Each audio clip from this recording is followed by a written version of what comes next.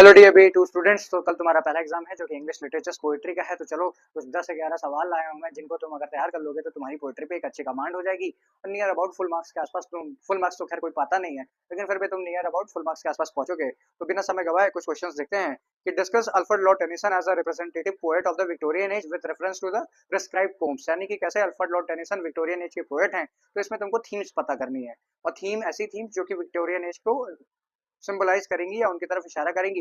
एक बात और याद रखना कि इस पोम से तुम्हारे पास एक सवाल आ सकता है कि कैसे ऑथर हेनरी हेलम की जो डेथ है ये अल्फ्रेड लॉर्ड टेनिसन को अफेक्ट करती है और कैसे उनकी जो पोम्स हैं वो एलिजिक पोम्स हैं। ये दो सवाल बनता है पहली पोम से। फिर दूसरा सवाल है critically analyse Robert Browning's My Last Duchess as a dramatic monologue. तो माई लास्ट डचेस कैसे ड्रामेटिक मोनोलॉग है, ये सवाल आएगा। इसको तुम्हें प्रूफ करना होगा, तो लिख देना अपना, बढ़िया से बता देना।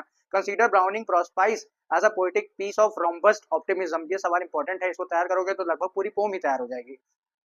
फिर चौथा, critically appreciate Hardy's The Darkling Thrush और The Voice focusing on themes of isolation, despair and hope। यानी कि जो तीनों थीम्स हैं, आइसोलेशन, डिस्पेयर एंड होप, और जो कि हार्डी की जो पोम है, थॉमस हार्डी की जो पोम है, जो दोनों पोम्स हैं उनकी थीम्स को तुमको तैयार करना है, तो तुम्हारा आंसर तगड़ा बन जाएगा। फिर question number 5, evaluate Hopkins as a religious poet और अ पोएट ऑफ फेथ। कैसे हॉकिंस पोएट ऑफ फेथ है या रिलीजियस पोएट है, ये तुमको प्रूफ करना है। तो पोएट्री की कुछ लाइंस उठा लेना और उनको सिंपली एक्सप्लेन कर दोगे तो मार्क्स बढ़िया बनेंगे। उसके बाद क्वेश्चन नंबर 6 है write critical appreciation of Matthew Arnold's Dover Beach focusing on its melancholy tone. यानी कि कैसे मेलंकली टोन आती है या फिर मेलंकलिक टोन आती है डोवर बीच में, ये तुमको प्रूफ करना है। तो कुछ वर्ड्स उठा लेना पोएट्री से और लिखना, ये तुम्हारी आंसर राइटिंग के लिए भी बेहतरीन तरीका होगा। फिर उसके बाद अगला सवाल जो कि 7वां सवाल है, discuss T S. Eliot The Love Song Alfred J Prufrock as a interior monologue and examine its imagery. Imagery पे सवाल आ सकता है। और इंटीरियर मोनोलॉग कैसे है, यानी कि एक आदमी अपने ही कॉन्फ्लिक्ट में फंस चुका है, अपने ही अंदर फंसा हुआ है, इस पे सवाल देखने को मिल सकता है।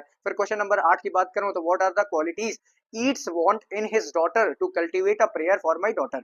यानी कि to cultivate in prayer for my daughter, कि ये जो तुम्हारी ईट्स हैं वो चाहते क्या है कि उनकी डॉटर के अंदर क्या क्या क्वालिटीज आ जाएं, ये तुम पढ़ लेना। फिर क्वेश्चन नंबर 9 की बात करूं, critically examine Kamala Das an introduction as a confessional poem और अ फेमिनिस्ट पोएम।